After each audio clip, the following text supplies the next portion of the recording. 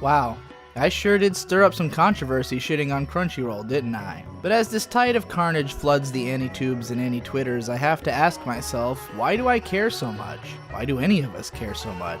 I mean, yeah, corporations should be taken to task over their wrongdoings as often as possible, but I've got a far greater litany of complaints with Google and YouTube and their practices than I do Crunchyroll. Yet, I'm still using Chrome, Drive, and, well, you're watching this video on YouTube, I imagine. In fairness to myself, it's a lot harder to migrate from these platforms than it is to cancel my Crunchy subscription and continue my usual practice of just typing watch name of show into the search bar and clicking the first link that comes up. And since I'm an anime channel, it makes more sense for me to complain about anime streaming services than to moralize about the conflict minerals used in my piece of shit Google Pixel phone. But there's more to it than just convenience. It also has to do with what anime represents in my life and what I think a lot of people who engage with it, especially on the internet, want from it. Back in 2007, returning to the anime community after having taken a break from the medium for a few years due to not having cable or enough money to afford DVDs quite literally pulled me out of the worst depression of my life. From ages 14 through 15 and a half, I was completely fucking miserable at all times. I had no friends whatsoever, had my heart broken by what in retrospect was most likely an internet catfisher, and was stuck on a dial-up connection.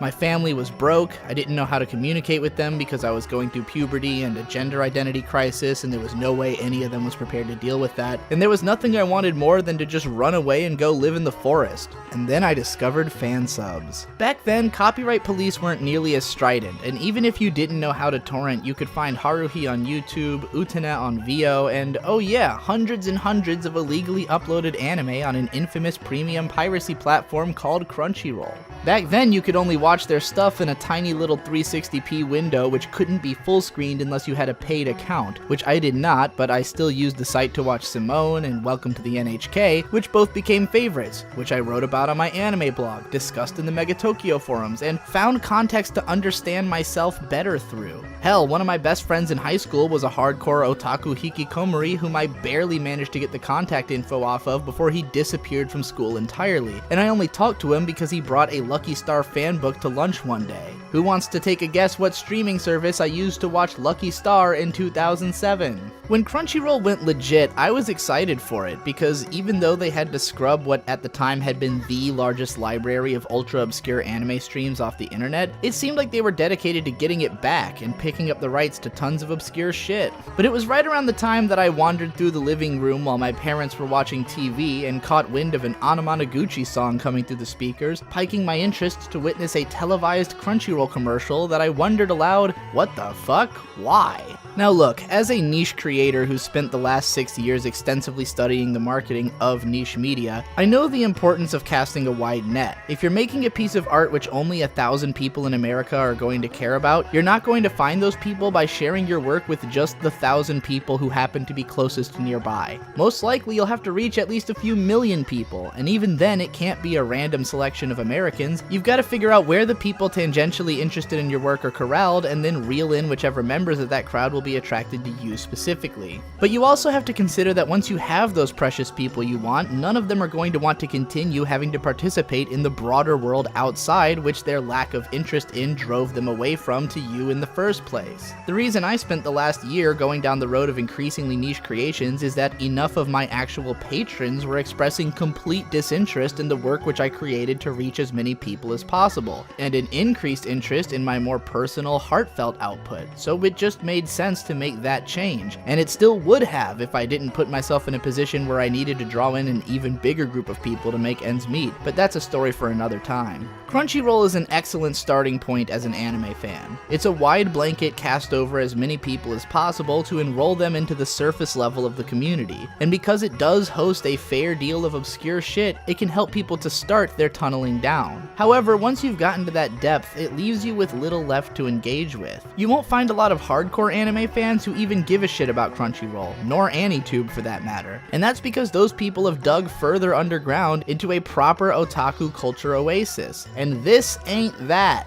Back in the 90s and early 2000s, the internet was, in itself, an oasis from the real world. You'll often hear nerds who grew up there crying and waxing nostalgic about a time when the internet was the so-called Wild West. But the only reason it was like that is because no one was there. As soon as the internet had greater application in people's lives and social media became a corral for the thoughts and opinions of literally everyone on Earth, a new kind of social order which appealed to the most broad and basic needs of as many people as possible was inevitable. Every day on social media, a constant war is being waged between ideological factions who have chosen to build their houses in the same neighborhoods on the social media surface web, when the entire purpose of neighborhoods, the purpose of independent websites, communities, and these days Discord groups, was to group people with smaller needs and interests together so that they could work together towards their personal goals. The concept of a filter bubble is often looked down upon, but filter bubbles are the most natural thing in the world. It is straight up psychologically irresponsible to be constantly concerning yourself with the needs and habits of every community on Earth outside of how they relate to your own in an actionable way. Yes, we should have an understanding of and acceptance of one another, but this doesn't mean we all need to be living in the same place with the same rules and fighting over where the lines need to be drawn 24/7.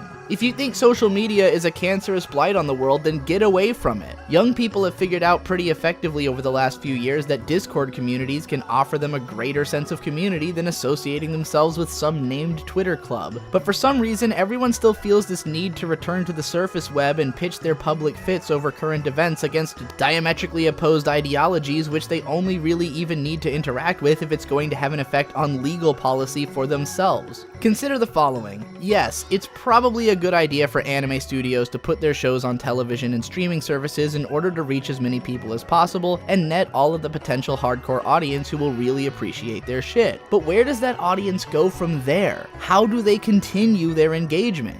Unless your show is big enough to pay for itself just by existing, your fans need somewhere to go. And what's more, they are ready and willing to engage with you. They want to be a part of something. Anime fans will build forums, conventions, communities, all around the unique shared perspective and passion which gives them a feeling of kinship with one another. If you give them something actionable towards finding a place for themselves, they will take that action. When I'm frustrated with Crunchyroll, I'm really frustrated with the anime community and the anime industry for leaning on them and other broad-reaching companies so hard over the last decade instead of making a world for themselves. Why aren't studios finding better ways to work with their fan bases towards getting the best product through the best funding paradigm? Why aren't fans making the type of communities they want to live in instead of squabbling around on the surface web? Well, the answer is simply that things are changing too fast and there aren't enough proven avenues. We all know what YouTube success looks like. Just make a stupid clickbait title and thumbnail and load your shit with ad breaks and you're good to go. The production committee system is the demon the anime industry knows, and Crunchyroll has let themselves be subsumed into it because they want to grow and expand, and fighting the industry's conservative mentality is too long and too uphill a battle for them to fight. For all the shit I give Miles, I know that he wants things to be different, and there's just nothing he can do in that position. But we are unbeholden to these companies and their outdated ideas, and we have the power to make demands. We have the power to build something that works, to show it to the rest of the world, and let those who fear change slowly filter in behind us. And I think that those of us who want to inspire this are the ones who view the surface web as what it should be viewed as, nothing more than a battleground. This is where you come up to rally your troops, to let the world know where you want the ship to be steered, and then take your people and fuck off underground to the oasis of your soul. Over the course of September, I'm going to be developing my Patreon community into its own cultural oasis, an underground city built by diglets. If you want to be a diglet, get in while the getting is good, and look forward to the last 4 days of daily Digibro vids.